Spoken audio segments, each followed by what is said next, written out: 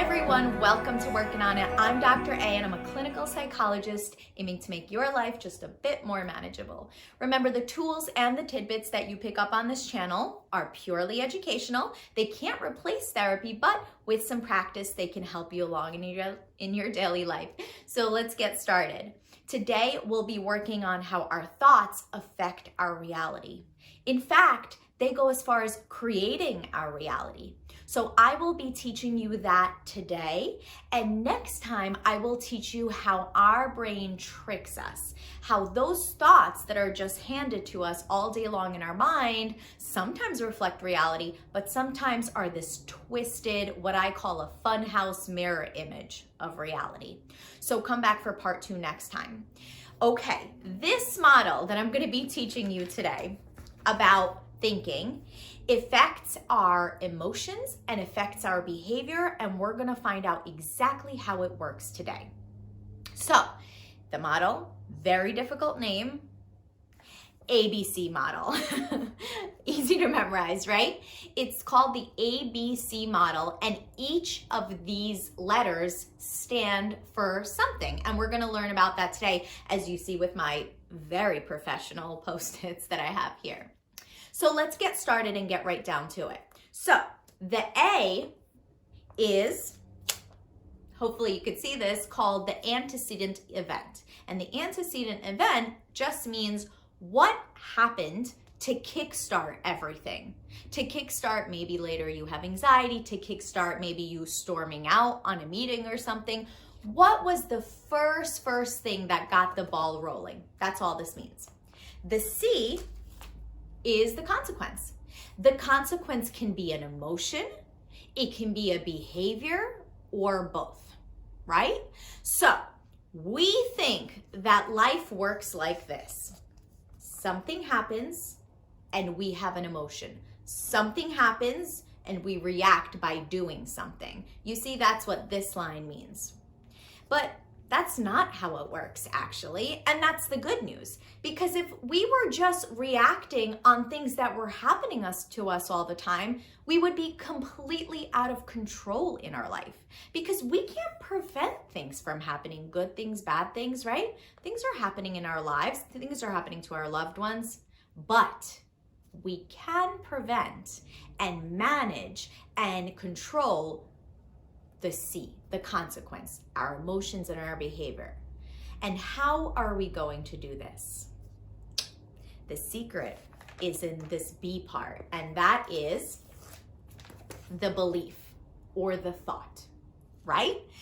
So the reality is something happens, we think something about what just happened, and not because of this, but only because the way we think about it, do we then have an emotion, and do we then react behaviorally a certain way?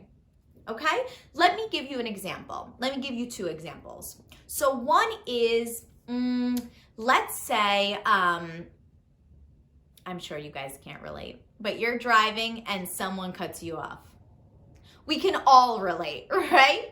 We've been cut off a million times, and sometimes we've done the cutting off, but let's say they cut you off pretty bad, right? So they cut you off might be the A, what kickstarted everything, right? And the C might be you get really, really angry, right? Maybe you switch lanes, maybe you give them the finger, maybe you yell out of your window, right? You're furious. Okay. Now, let's do another scenario. Someone cuts you off really bad, still the A. But you get annoyed, but it sort of stays at annoyed rather than rage. You get annoyed, you slow down, you maybe switch lanes to get away from them.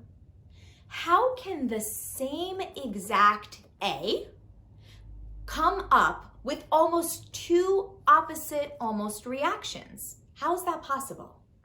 Aha, because of the B. In the first scenario, and we've heard of road rage, right? Someone cuts me off. I might think something like, how dare you do this to me? You did this to me specifically on purpose. How dare you? right? And if anybody thinks that something is a personal or targeted attack, that somebody is against them, of course they're going to rage. Of course they're going to be furious, right? So this isn't the problem. And funny enough, this isn't the problem either, because you're just reacting normally to this thought, okay? So in the other scenario where you got annoyed but you weren't raging, someone cut you off, you might have thought something like, maybe they're having a tough day.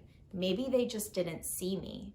Maybe they have a pregnant wife in the car or found out they're getting a divorce this morning and aren't in the best of moods, right? You'll still be irritated for sure, but you won't feel rage, right? So again, this is happening to us all the time. The consequence, we're just reacting normally to this thought, yeah? So the one that we can actually be in control of, and that's the good news, is the one that's affecting this, the thought, okay? Let me give you one more example. Let's say someone's in school, college, or if you have any children in school, or you're a high schooler.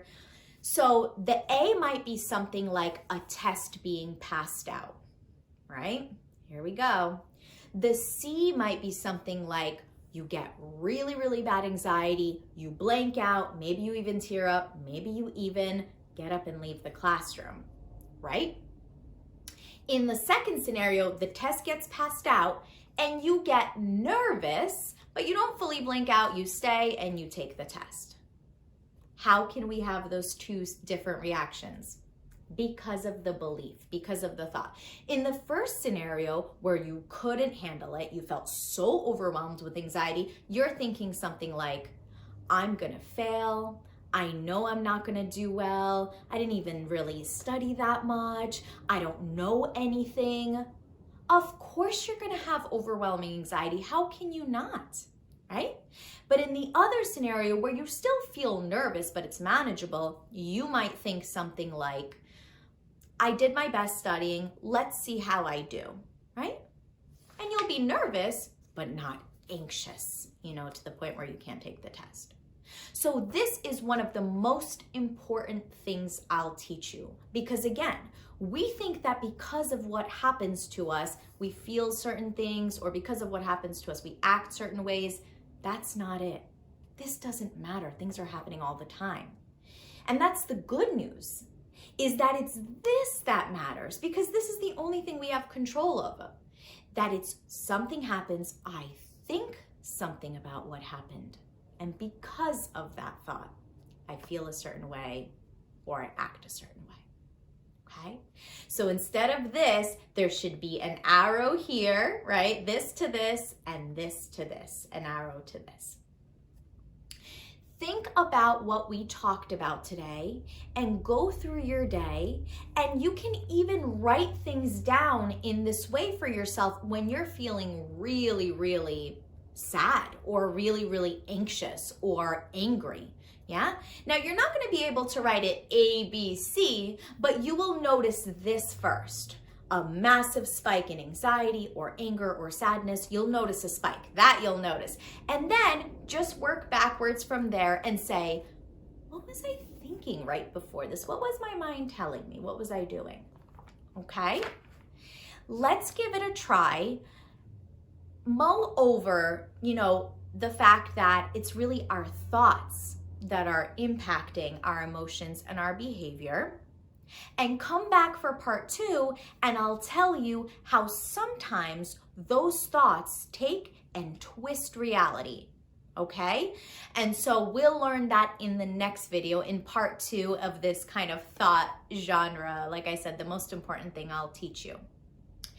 I post videos every Tuesday and now Friday. Before it was every Tuesday and Thursday, and I just don't think that leaves enough time for you guys to practice the things that I'm wanting you to practice. So I post videos every Tuesday and Friday.